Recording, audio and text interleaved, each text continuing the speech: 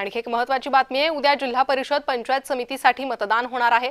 पंढरपूर तालुक्यातील मतदानासाठी यंत्रणा सज्ज झाल्या आहे। मतदान प्रक्रियेसाठी 1700 अधिकारी कर्मचारी नियुक्त करण्यात आले।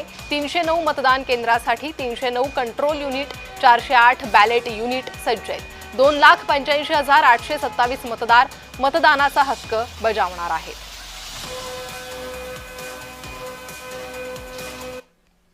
जिल्हा परिषद पंचायत समितीचा प्रचार आज संपणार। पंढरपूरमध्ये भाजप विरुद्ध विठ्ठल परिवारात प्रमुख लढत आहे। सर्व विरोधक आमदार अभिजित पाटील, भगीरथ भालके व इतर नेते विठ्ठल परिवार अंतर्गत एकत्र आलेले आहेत।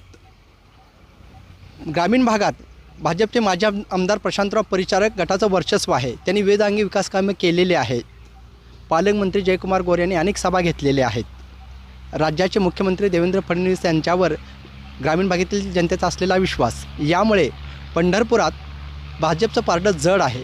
पारडं जड असलं तरी त्यांच्या विरोधात सर्व विरोधक विठ्ठल परिवार अंतर्गत एकत्र आलेले आहेत। आणि हे जे नेते आहेत अभिजित पाटील, भगीरथ भालके, ग्रामीण भागात यांचा एक गट आहे, यांना मानणारा एक वर्ग आहे आणि त्यामुळे भाजपसमोर आव्हान आहे। त्यामुळे कोण जिंकणार? पंचायत समितीत भाजपची सत्ता येणार का?